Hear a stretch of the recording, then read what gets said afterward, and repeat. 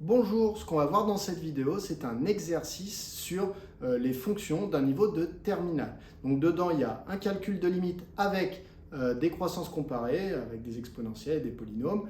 Il va y avoir aussi une étude de fonctions avec un tableau de variation adressé. On va devoir appliquer le théorème de la bijection, aussi appelé le théorème des valeurs intermédiaires. Et ensuite, on va devoir encadrer la fameuse solution qu'on trouve grâce au théorème des valeurs intermédiaires. Voilà, tout ça dans un contexte de site internet et de clients connectés au site internet. C'est parti. Alors, dans cet exercice, on modélise le nombre de clients exprimé en milliers connectés à un site internet pour une vente privée en fonction du nombre d'heures écoulées depuis le début de la vente avec la fonction pour tout x appartenant à 0 plus l'infini, f de x est égal à 4x exponentielle de moins x sur 2. Par exemple, une heure après l'ouverture de la vente privée, le nombre de clients connectés au site sur Internet est de f de 1 millier de clients. Donc x représente le nombre d'heures écoulées et f de x, c'est le nombre de clients connectés, mais qu'il faut remettre en milliers de clients.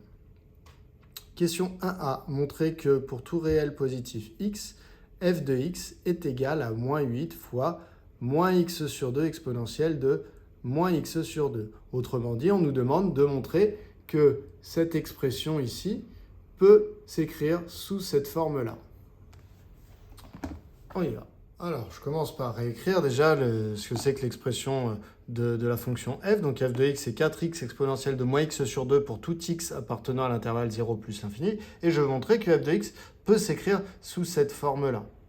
Alors, il y a plusieurs possibilités. Soit je pars de cette écriture-là et je la retransforme pour trouver celle-là, ce qui est tout à fait possible. Soit vous partez du résultat, mais sans dire que c'est f de x. Donc, vous partez de cette expression et vous essayez de lui changer sa forme pour arriver à cette expression-là.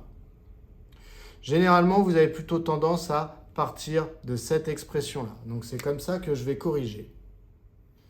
Alors, pour tout x appartenant à 0 plus l'infini, cette expression, moins 8 fois moins x sur 2 exponentielle de moins x sur 2, c'est égal à, alors moins par moins, plus, donc ça va me donner 8x sur 2 exponentielle de moins x sur 2.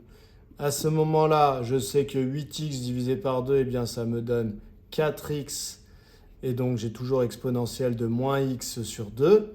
Et là, je me rends compte que finalement, eh bien, je suis arrivé à l'expression de f, donc, qui m'était donnée dans l'énoncé. Donc, je peux dire que c'est égal à f de x. Donc, finalement, moins 8 fois moins x sur 2 exponentielle de moins x sur 2 est égal à f de x. Donc, voilà, on a fini notre question 1a. Question plutôt simple.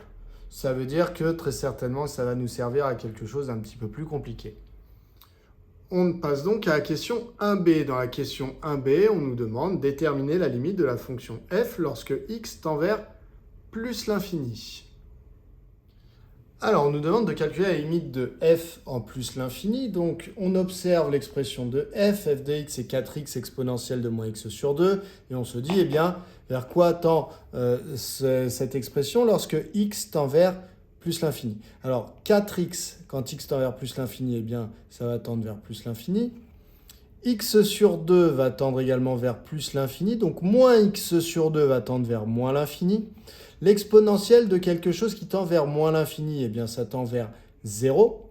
Donc, en réalité, on a quelque chose qui tend vers plus l'infini multiplié par quelque chose qui tend vers 0. C'est une forme indéterminée. Dès qu'on a une forme indéterminée, vous savez que pour trouver la limite, eh bien, il faut modifier l'expression qu'on a devant nous. Alors, on pense au fait que dans la question 1a, on a trouvé une autre expression de f. Et c'est certainement avec cette expression de f qu'on va pouvoir s'en sortir. Donc, on retourne regarder le résultat de la question 1a et on nous a fait toucher du doigt que f de x était en fait égal à moins 8, facteur de moins x sur 2 exponentielle de moins x sur 2. Alors voilà, cette expression-là est sans doute censée nous aider. Alors en quoi cette nouvelle expression nous permet-elle de conclure contrairement à la précédente? Eh bien, dans la précédente, on avait une forme indéterminée qui était du type quelque chose qui tend vers plus l'infini multiplié par quelque chose qui tendait vers 0. Le premier facteur ici, 4x, c'est de la famille des polynômes. Le deuxième, c'est de la famille des exponentielles. Et donc, on sait que quand il y a une forme indéterminée qui vient d'une confrontation entre la famille des polynômes et la famille des exponentielles, bien souvent, ça se règle à coup de croissance comparée. On compare les croissances de la famille des polynômes avec la croissance de la famille des exponentielles. Donc, c'est pour ça qu'on vous a fait mettre ça sous cette forme-là. Ici, on se rend compte qu'on a fabriqué devant l'exponentielle ce qu'on avait dans l'exposant de l'exponentielle. Et si x tend vers plus l'infini, x sur 2 tend vers plus l'infini, moins x sur 2 tend vers moins l'infini. Et donc, on a quelque chose qui va être de la forme grand X exponentielle de la même chose, de grand X, avec le grand X qui tend vers moins l'infini. Donc finalement, ça nous rappelle la formule qui nous dit la limite quand grand X tend vers moins l'infini de grand X exponentielle de grand X, c'est égal à 0, la formule de croissance comparée, une des formules de croissance comparée.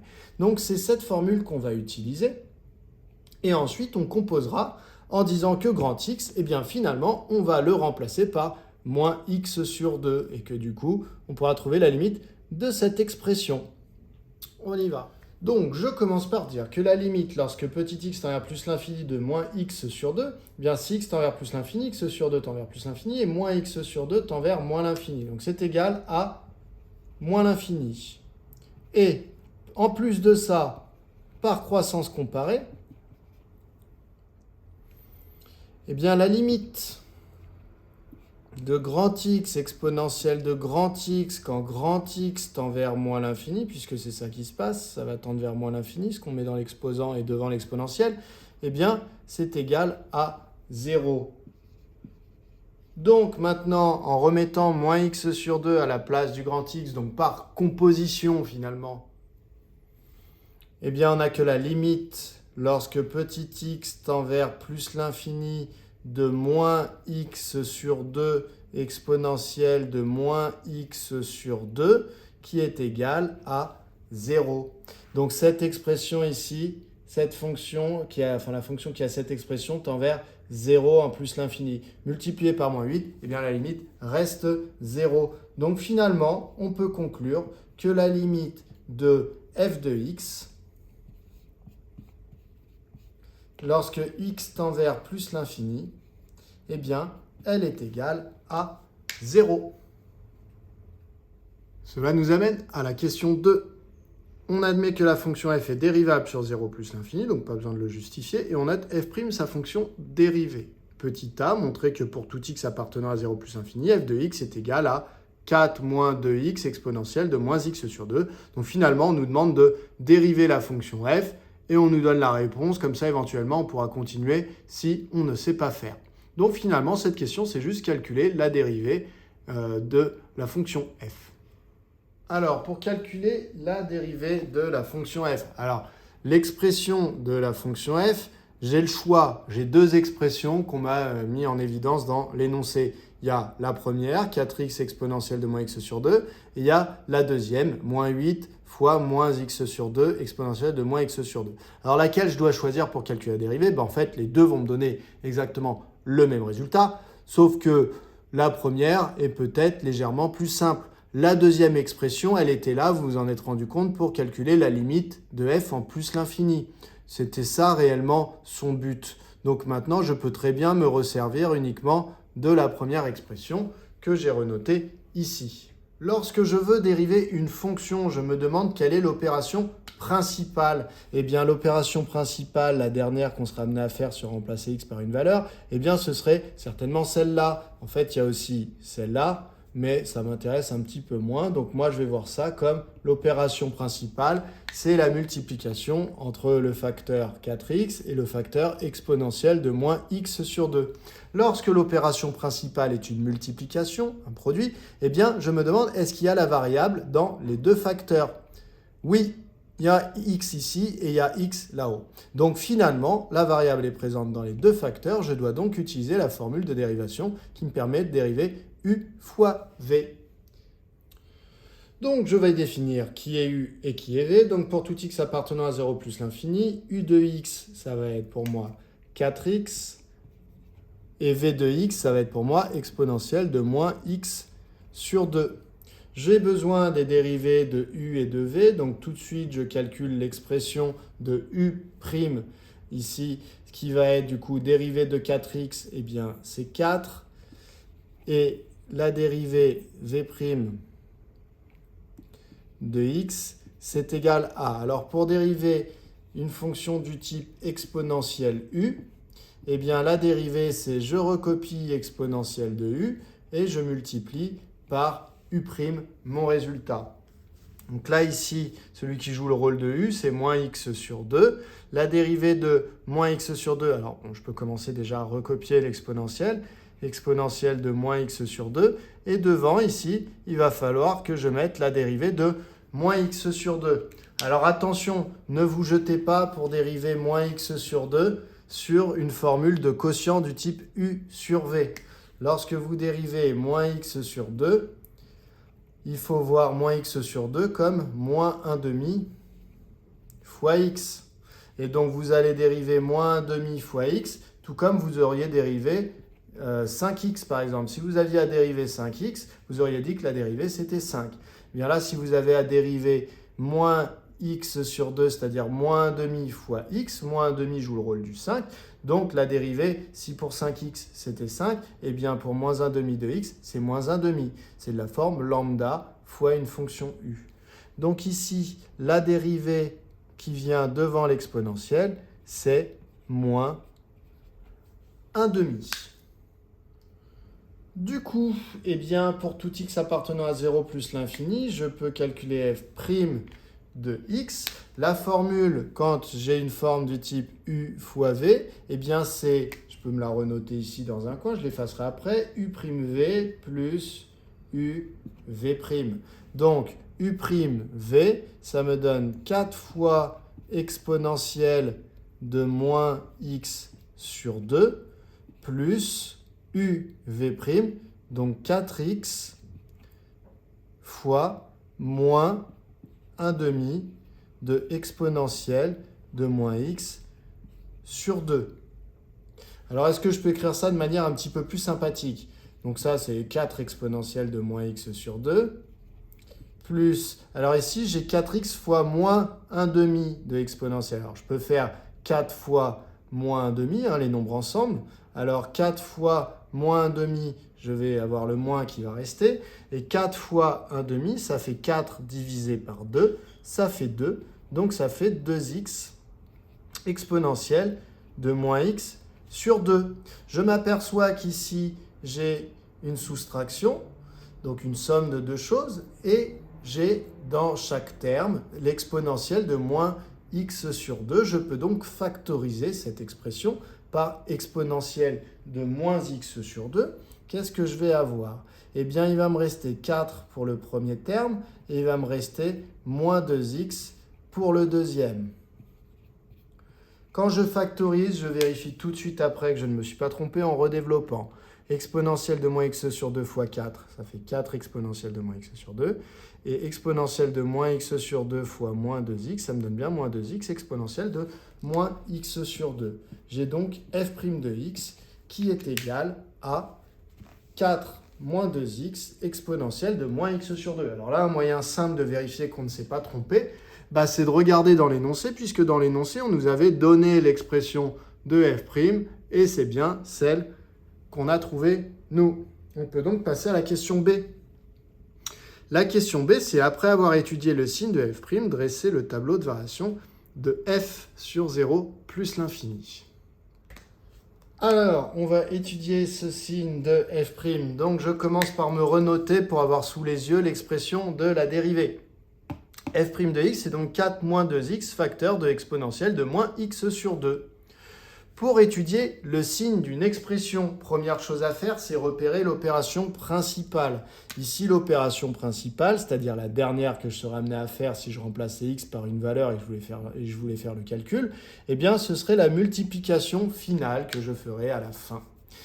Du coup, ici, l'expression est un produit.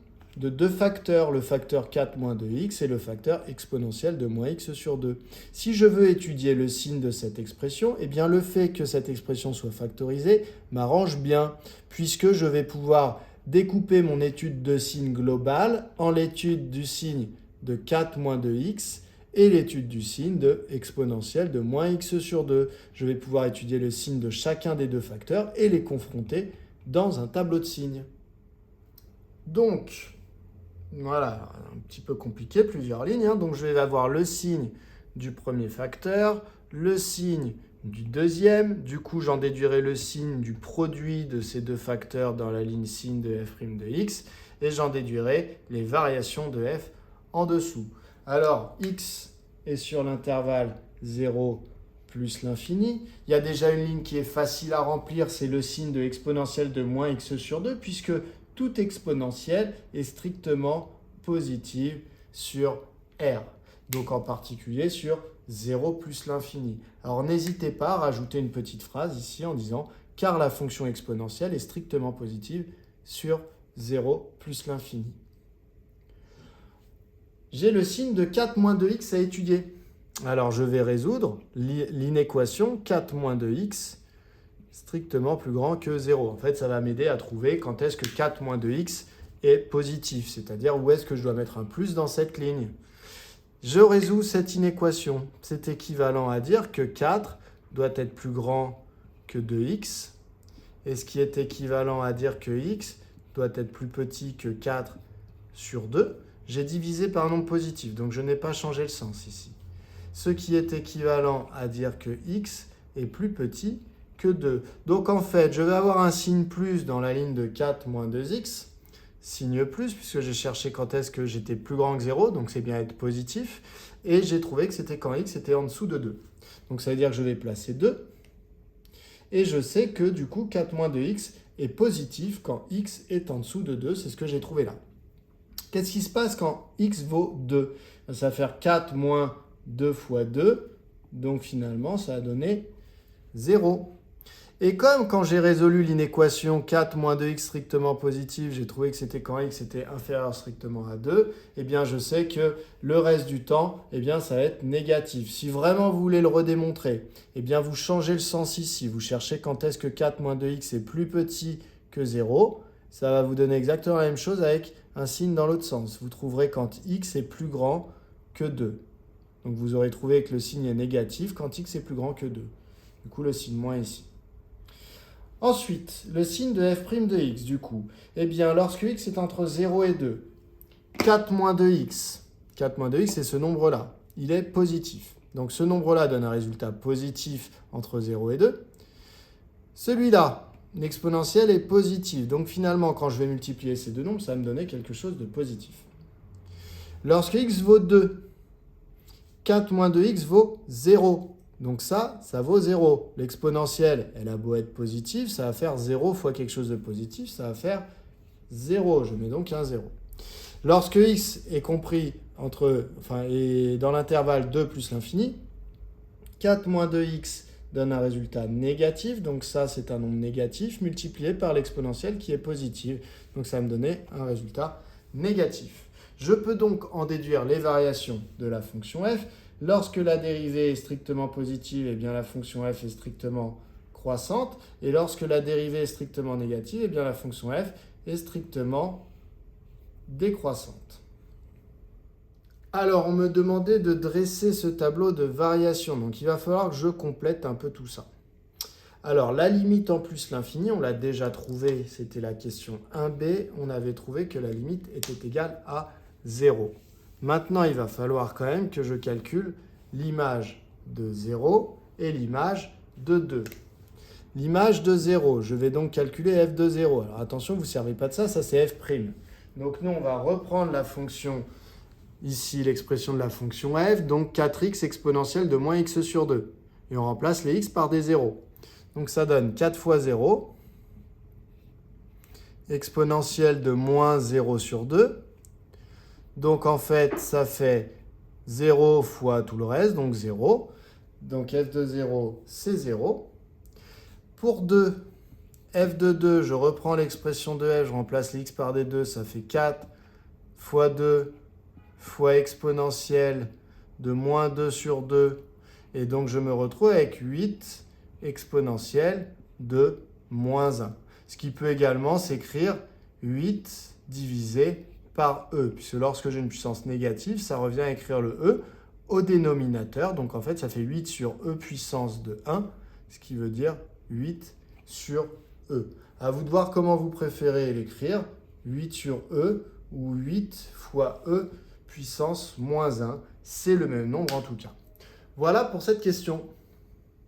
Ça nous amène à la question 3. On nous dit le site internet sature lorsque le nombre de clients connectés atteint 4000. La question c'est le site internet va-t-il saturer?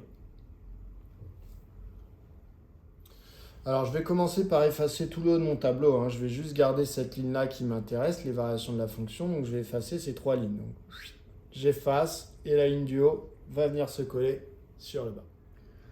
Alors, en regardant mon tableau de variation, je me rends compte que f, qui représente le nombre de clients connectés au site internet en fonction du nombre d'heures écoulées depuis la mise en place de la vente privée, eh bien, ce nombre de gens connectés ne cesse d'augmenter pendant les 2 premières heures pour atteindre un pic ici qui est de 8 sur E milliers d'abonnés connectés.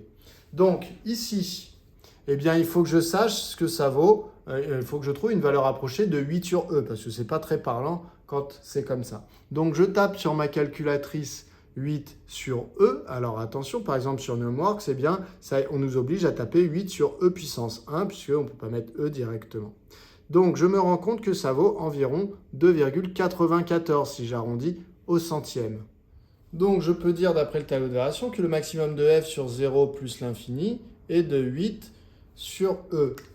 Or, 8 sur e, je vais donner sa valeur approchée au centième, c'est 2,94. Alors je peux même aller jusqu'au millième puisqu'on était en milliers d'abonnés. Donc ça veut dire que le nombre d'abonnés maximal connectés en même temps à la vente privée, eh bien c'est de 2,943 milliers. Ce qui veut dire 2943 personnes connectées sur le site. Voilà, ça nécessite d'être écrit. Et donc, comme le site sature, si on dépasse les 4000 clients connectés, comme là au maximum, on ne dépasse pas les 2943, on ne dépasse pas les 4000 clients connectés. Donc, pas de problème, le site ne va pas saturer. Donc, le nombre de clients connectés ne dépasse pas 4000 et le site ne saturera pas. Voilà pour cette question 3.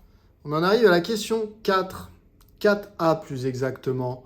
Montrer que l'équation f de x est égale à 0,5 admet exactement 2 solutions sur l'intervalle 0 plus l'infini.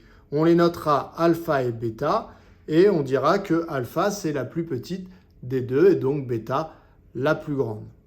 Donc très clairement dans une question comme celle-là où on vous demande de montrer qu'une équation a des solutions mais on ne vous demande pas la valeur des solutions et en plus cette question est suivie par déterminer un encadrement d'amplitude 10-2 de bêta. Ici, ça fait très clairement penser au théorème des valeurs intermédiaires ou aussi théorème de la bijection. Donc, eh bien, il faut se lancer là-dedans. Pour faire le théorème de la bijection ou théorème des valeurs intermédiaires, eh bien, il nous faut un tableau de variation. Le tableau de variation, ça tombe bien, on l'a ici. On va pouvoir se lancer du coup dans ce théorème. Alors, l'idée globale, c'est est-ce qu'il existe des antécédents à 0,5 par la fonction f, puisqu'on cherche à résoudre f de x égale 0,5. Et donc, lorsqu'on observe ici le tableau de variation, eh bien, on se rend compte qu'effectivement, les images partent de 0 et augmentent jusqu'à 8 sur E. On a vu que ça valait environ 2,94. Donc ça veut dire que les images sont passées ici entre 0 et 2,94 sont passées par 0,5. Autrement dit, 0,5 est une valeur intermédiaire entre 0 et 8 sur E.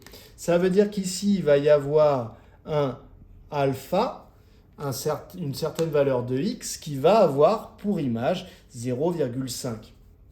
De même ensuite sur l'intervalle 2 plus l'infini, eh bien les images ici partent à environ 2,94 et vont diminuer pour tendre vers 0. Ce qui veut dire qu'il y a un moment où eh bien, on va tomber sur un x, donc on va l'appeler bêta, ce x-là, qui a pour image exactement 0,5. Alors pour ça, il faut plusieurs arguments pour pouvoir affirmer ça. Il faut effectivement que, comme je l'ai raconté, eh bien 0,5 soit une valeur intermédiaire entre 0 et 8 sur e, par exemple. Mais il va falloir, pour être sûr qu'il n'y en ait pas d'autres, il va falloir parler de la flèche qui est là, c'est-à-dire que la fonction f est strictement croissante sur l'intervalle 0,2 et que la fonction est également continue pour éviter d'avoir un saut et qui ferait qu'on ne passe pas en fait par 0,5, qu'on le saute et qu'on reparte au-dessus. Donc on va rédiger ce théorème proprement. Sur 0,2, j'ai besoin de 3 arguments. Le premier argument, c'est que la fonction f est continue sur l'intervalle 0,2. Alors pourquoi est-ce qu'elle est continue? Eh bien parce qu'elle est dérivable. On nous a dit que la fonction f était dérivable sur 0 plus l'infini, qu'on l'admettait. Toute fonction continue sur un intervalle est dérivable sur cet intervalle. Donc f est continue sur 0,2. Deuxième point, eh bien comme je veux être sûr qu'il existe un seul alpha sur l'intervalle 0,2 et qu'il n'y ait pas deux endroits de x qui est pour image 0,5, eh bien je m'assure que la fonction est strictement monotone sur l'intervalle 0,2, ce qui veut dire qu'une fois que les images seront passées par 0,5, eh bien elles ne pourront plus repasser par 0,5 parce qu'il faudrait que la fonction soit décroissante. Et donc nous ici, si on s'assure que la fonction est strictement croissante, eh bien on passera par 0,5, mais une seule fois. Donc ça nous assure l'unicité de la solution alpha sur l'intervalle 0,2. Donc on écrit f est strictement croissante sur 0,2. Enfin maintenant il faut bien préciser que 0,5 est une valeur intermédiaire entre 0 et 8 sur 2. Donc je parle de l'image de 0 qui vaut 0 et je vais parler également de l'image de 2 qui vaut 8 sur E. Alors, vous pouvez tout à fait préciser que 8 sur E, c'est environ égal à 2,94, ce qui justifie bien, en fait, ce qui permet de bien voir que, effectivement, 0,5 est situé entre 0 et 8 sur E. Par contre, attention, on va dire or 0,5 appartient bien à l'intervalle 0, 8 sur E. Lorsque j'écris ça, j'écris bien 8 sur E, j'écris pas la valeur arrondie. Sinon, on pourrait me trouver des contre-exemples ici. Donc, eh bien, d'après le théorème de la bijection, alors que vous pouvez aussi appeler théorème des valeurs intermédiaires, ça pose vraiment aucun problème un jour de baccalauréat, eh bien, je peux conclure que l'équation f de x égale 0,5 a une unique solution alpha sur 0,2. Voilà. Donc rédaction complète pour justifier la présence de alpha. On vous demandait de montrer qu'il y avait une deuxième solution, bêta, donc on va faire la même chose sur l'intervalle 2 plus l'infini, ici, pour justifier de bêta. Donc par contre, je vais aller plus vite. Voilà, donc j'ai modifié la rédaction. Donc sur 2 plus l'infini, cette fois-ci, eh bien f est continue sur 2 plus l'infini, pas de problème, puisqu'elle est dérivable. F est strictement décroissante, cette fois-ci, sur 2 plus l'infini. Ensuite, là, je vais parler de l'image de 2 qui vaut 8 sur 2, c'est-à-dire environ 2,94. Et de ici, attention, ce n'est pas l'image de plus l'infini, bien sûr, ça n'existe pas. C'est la limite, lorsque x tend vers plus l'infini, de f de x. Donc voilà ce que j'écris.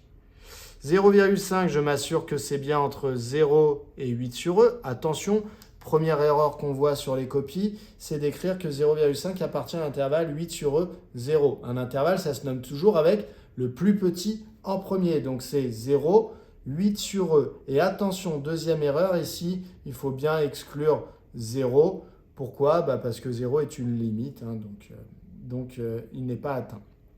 Donc d'après le théorème de la bijection, vous pouvez dire aussi d'après le corollaire du théorème de la bijection, puisqu'en fait ici on utilise une limite, donc on peut voir ça comme un corollaire du théorème de la bijection, c'est-à-dire un cousin en fait de ce théorème-là. L'équation f de x égale 0,5 a une unique solution bêta sur 2 plus l'infini. Donc voilà, on vient de justifier la présence de bêta. On peut donc conclure que sur 0 plus l'infini, l'équation f de x égale 0,5 a exactement 2 solutions qu'on a déjà nommées, alpha et bêta. Et la plus petite, on l'a nommée alpha, et la plus grande, on l'a nommée bêta. Donc voilà qui vient répondre à cette question 4a. Ça nous amène à la question 4b. La question 4b, eh bien, on nous demande de déterminer un encadrement d'amplitude 10-2 de bêta, et de bêta seulement. Donc ça veut dire que je veux savoir bêta, entre quel nombre et quel nombre il peut être, sachant que la différence entre les deux nombres qui vont l'encadrer doit être de 10-2, c'est-à-dire de 0,01. Ça, on va le faire à l'aide de la calculatrice. On y va. Alors, dans la calculatrice, je vais devoir rentrer l'expression de la fonction. Donc, c'était 4x exponentielle de moins x sur 2. Donc, de moins x sur 2. Hop. Je valide. Ensuite, je vais aller dans le tableur, sachant que, on regarde bien ici, eh bien, on cherche une solution bêta qui est entre 2 et plus l'infini.